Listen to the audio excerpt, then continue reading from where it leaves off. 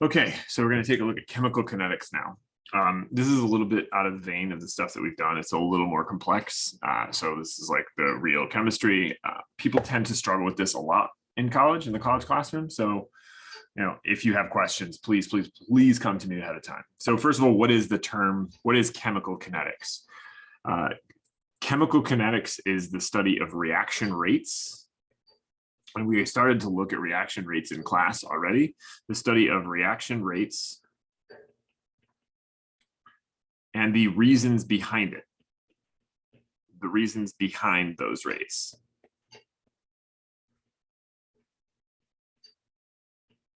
So essentially, how does a reaction actually occur? So that's kind of how and at what rate. So chemical kinetics, it provides us with two bits of information: the rate or the speed at which the reaction progresses, as well as what we're going to call the mechanism, how a reaction occurs.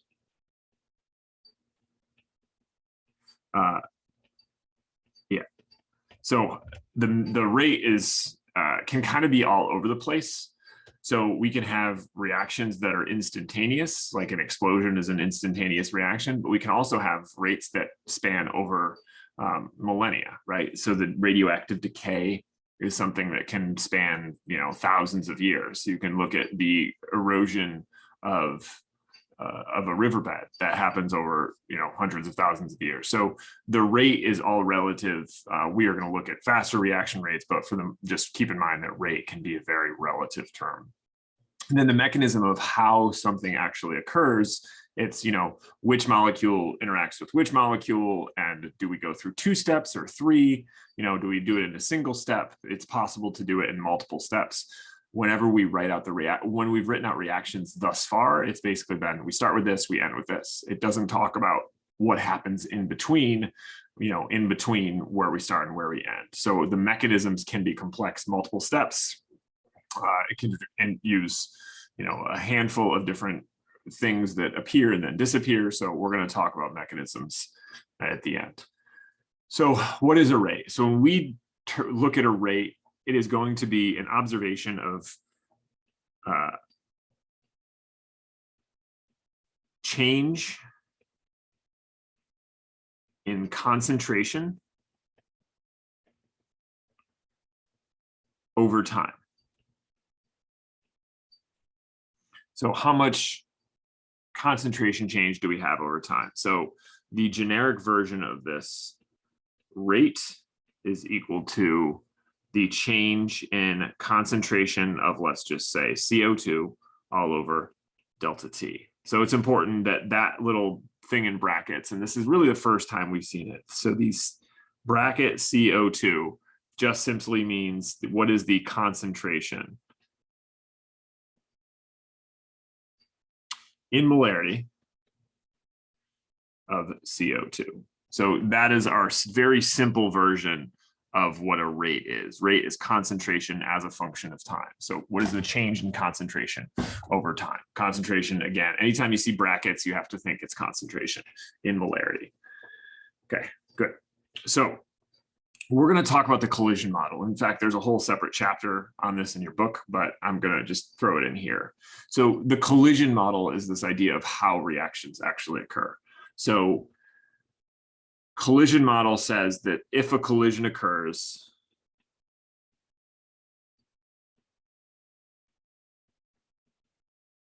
and you're going to see this below, with proper energy and orientation, a reaction occurs. And so in the collision model, there's a handful, anything that increases the number of collisions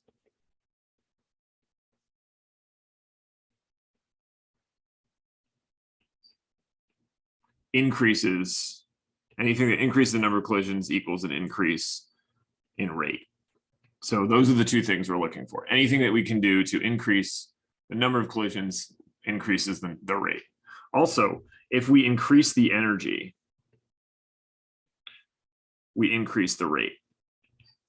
because again, the two things involved there are orientation and energy. If we have a bunch more energy, there's the greater likelihood that we are going to get a collision that's going to occur in a reaction. And then finally, the last thing that we can do, the collision model, is just improving the conditions or improving the mechanism. We can add a catalyst, and that's basically what it's saying. If we add a catalyst, we can increase the rate, and we'll talk about why that's true. So the collision model basically says, okay, anything that increases the number of collisions or increases energy, because both of those lead to the likelihood of leading to more reactions. So when I say the proper orientation, you can imagine, so we have two things going on. So this green, so it's basically the Cl interacts with the NoCl to form NO and Cl2. So we need the two Cls to collide with one another. The collision occurs and we get a reaction out of the two, right? So those two collide with the proper energy to result in a reaction. This orientation, though, the chlorine running into the oxygen, there's an ineffective collision and therefore there is no reaction. So this one we have no reaction. This one we do have reactions is successful. Again, the proper orientation involved here, that's really what we're seeing. But they also have to have the proper energy. If these things don't collide with the proper energy, we are not actually going to get a reaction either. So increasing energy, increasing the number of collisions, because if we increase the number of collisions, there's a greater likelihood that they're going to collide properly. That's really what we're looking at. So energy orientation, and that's pretty much where we're going to leave it. We're not really going to talk about it much more. This is supposed to be 12. And so let's take a look at 12.2. So these are the two so factors that affect reaction rate. So again, anything that increases number of collisions or increases the ability of the things to interact properly is going to increase reaction rate. So physical state is kind of the first thing. We usually have the same physical state in most cases, but we can look at the physical state.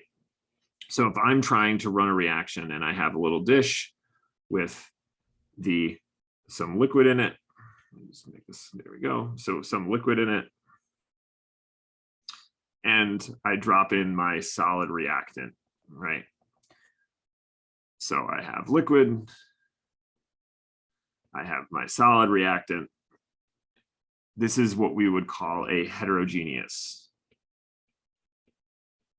mixture, or I guess heterogeneous reaction, really, versus a homogeneous reaction.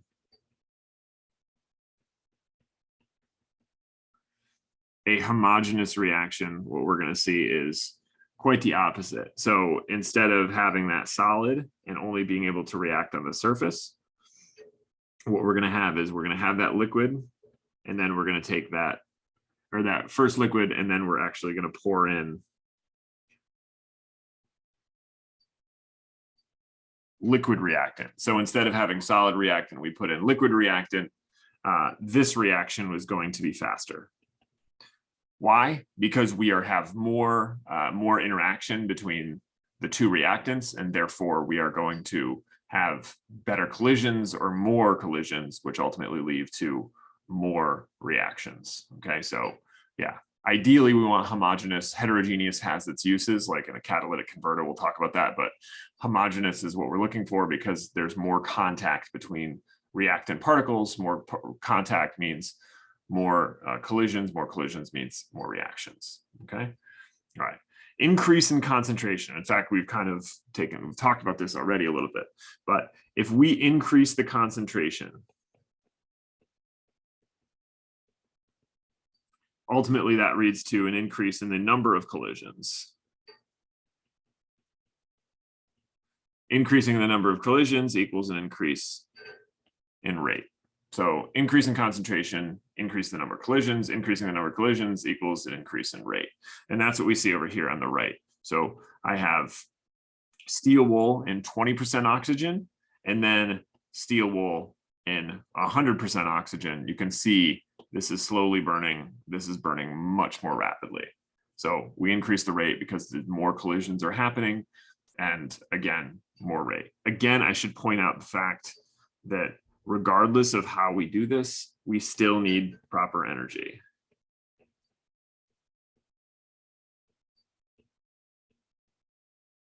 Right. So it is still slow at low temperature.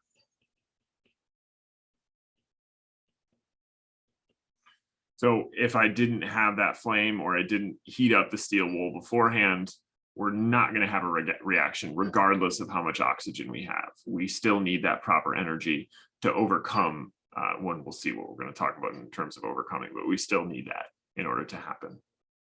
Okay, good. Temperature. Okay, so again, temperature is a measure of the average kinetic energy. And so therefore, increasing temperature equals an increase in energy. Increase in energy equals, there's two ways we can look at this actually. Increase in temperature increases the energy, equals an increase in the chance of proper energy, equals an increase in rate. So the likelihood that they have the proper energy. Or we could say increase the temperature equals an increase in molecular speed. And if we increase the molecular speed, we are increasing the number of collisions because they're traveling faster, and therefore we increase the rate.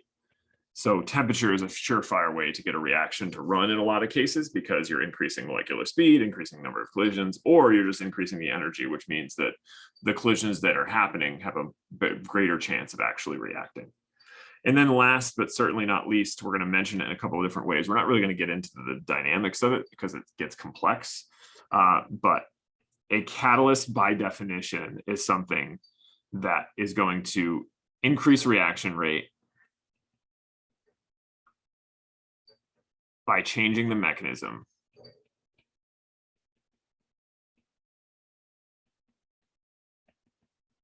And the most important thing is the catalyst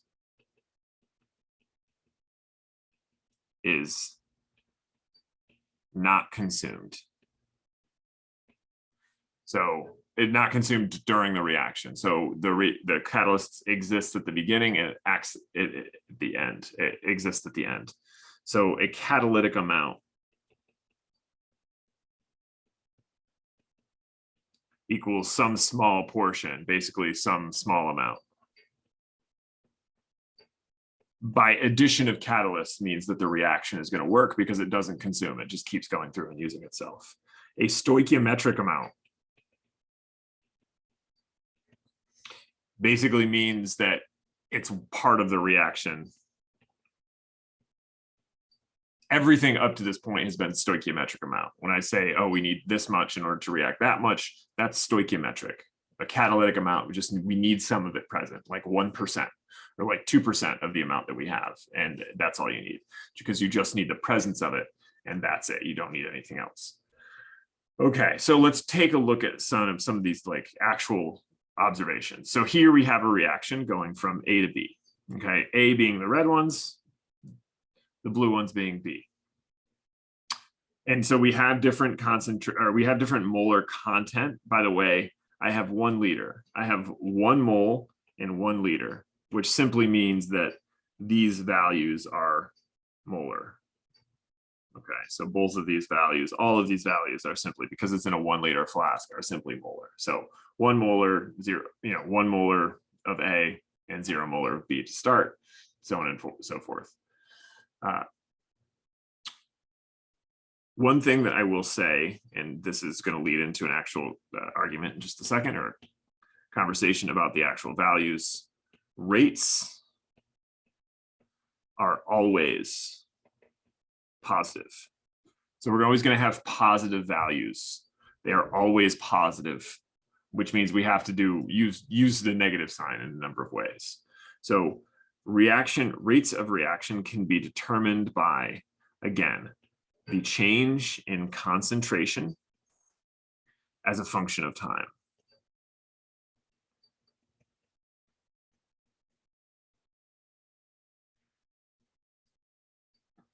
So in this case, I would say for A, I'm going to say that the rate of, actually, I don't have to say rate of, rate is equal to the change in concentration of A all over the change in time. Because I am losing A, I'm actually going to put a negative out front because I need that rate to be positive. So minus the negative, or so the negative of the change in concentration of A, because again, if we look at, and you can see it a little bit easier here when we actually separate, a delta A is essentially the same as concentration of A final minus concentration of A initial all over temperature final or time final minus time initial. And this whole thing has to be negated because in this case, because I'm losing A, even if we look, so A is 1 molar versus the final one here, which is 0.3. So 0.3 minus 1 gives me a negative number. So that's why I have to have that negative out front. The negative out front is going to make the rate positive. Okay, because final minus initial for the time should be positive as well. So again, if you get a negative rate, just basically turn it positive. Okay, so what is the change in rate as a function of time between the 0 and 20 seconds? So between 0 to 20 seconds, 0 seconds to 20 seconds, I'm going to have rate is equal to, so the concentration at 20 seconds of A is final is 0.54 molar minus 1 molar. And again, I'm going to take the negative of that because I want it to be positive, all divided by final time 20 seconds over 0 seconds. And what you end up with is the rate of 2.3 times 10 to the negative 2 moles, molarity per second. So that right there is that is my rate for the first 20 seconds, 2.3 times 10 to the negative second molarity per second. How about, same question, but how about going from,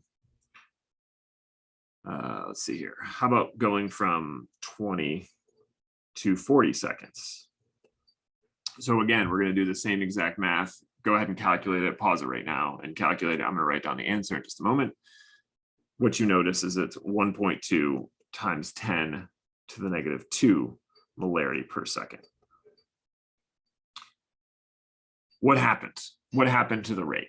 Well, first of all, the rate decreased. It started to slow down. And that is typically what we expect because we have why? That's the real answer, the question.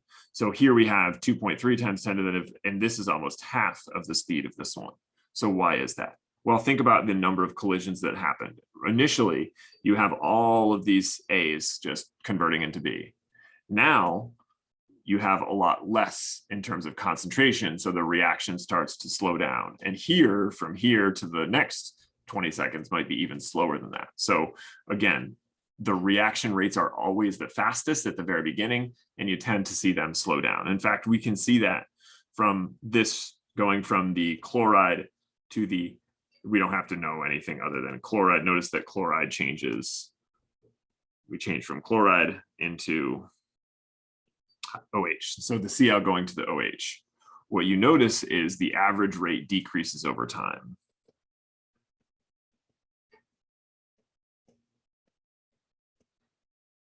And again, that just because the concentration is lower. Fewer reactants equals a decrease in the number of collisions. Again, this is collision model equals a decrease in the rate.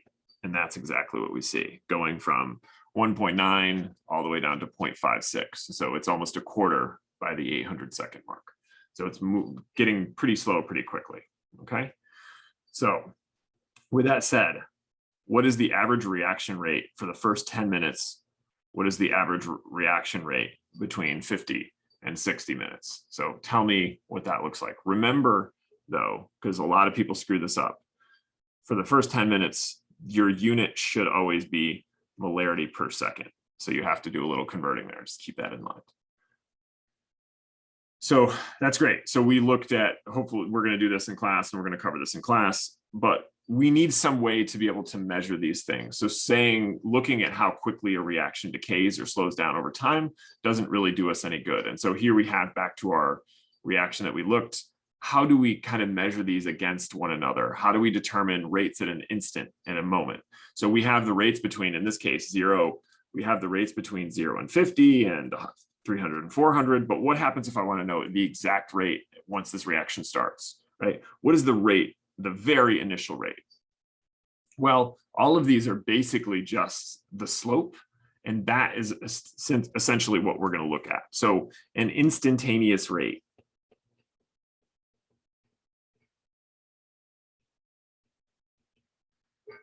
is going to be the first derivative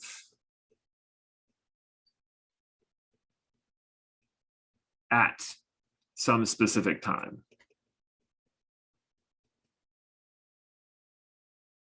And in order to determine that, basically you draw in a tangent line. In order to do that, we draw in a tangent line, right? Right here, I drew in a tangent line at t equals 0, right?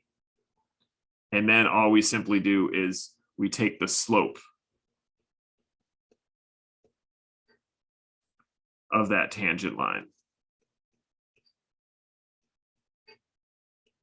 And there we go. We now have the first derivative at that point. And that's all it is. All the first derivative, it sounds scary, but it's just specifically the slope of a tangent line.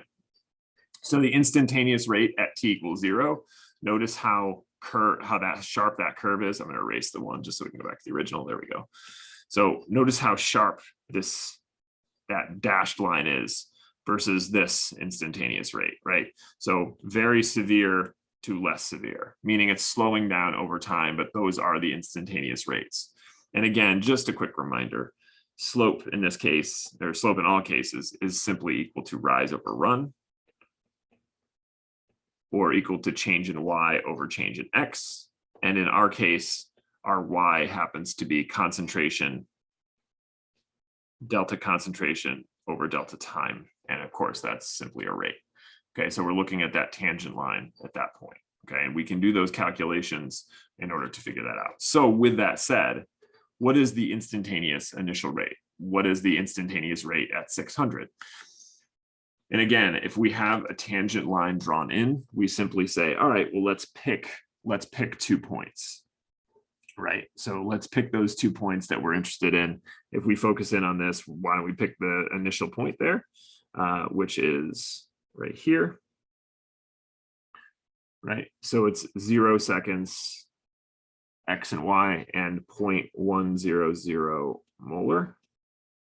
And then let's pick another point. Let's see here. I'm gonna pick.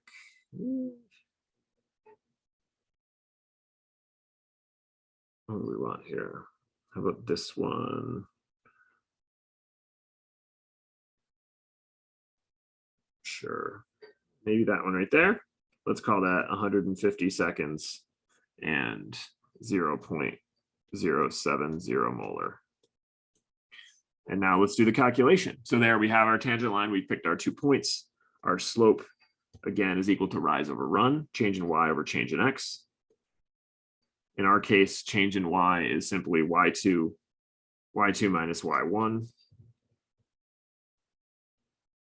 all over x2 minus x1, which is going to be equal to 0.1 minus 0.07 molar, all over 0 minus 150 seconds.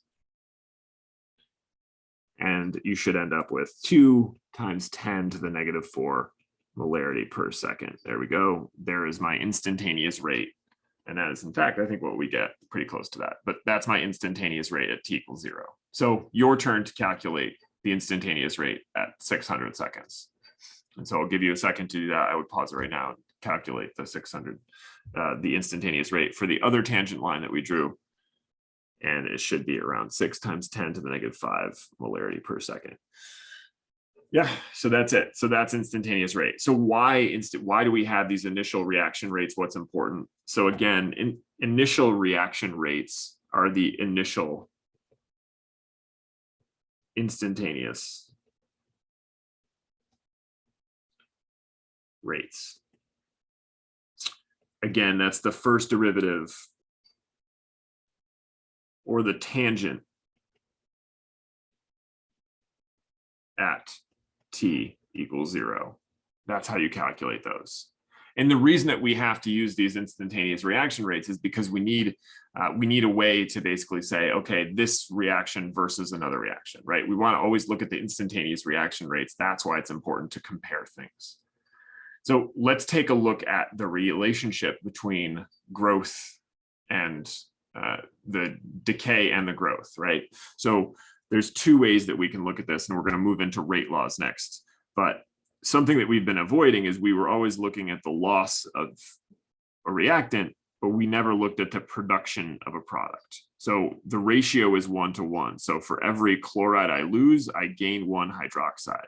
So this one has a positive growth rate, and this one has a negative growth rate. Either way, the rates are always positive, but the rate of disappearance of the chloride is equivalent to the rate of appearance of the hydroxide. And so now we're going to start looking at those two things. So another way of quickly writing that out is the rate of essentially the loss of the concentration of C4H4Cl over time is equal to the change in the concentration of C4H9OH as a function of time. So the loss of this is equal and opposite to the gain of this. Notice that I have the negative here, and I don't have it over here because we don't need the negative, because that's going to be a positive result. Rate always has to be positive. That's kind of the end of that's the point. Okay, that'll do.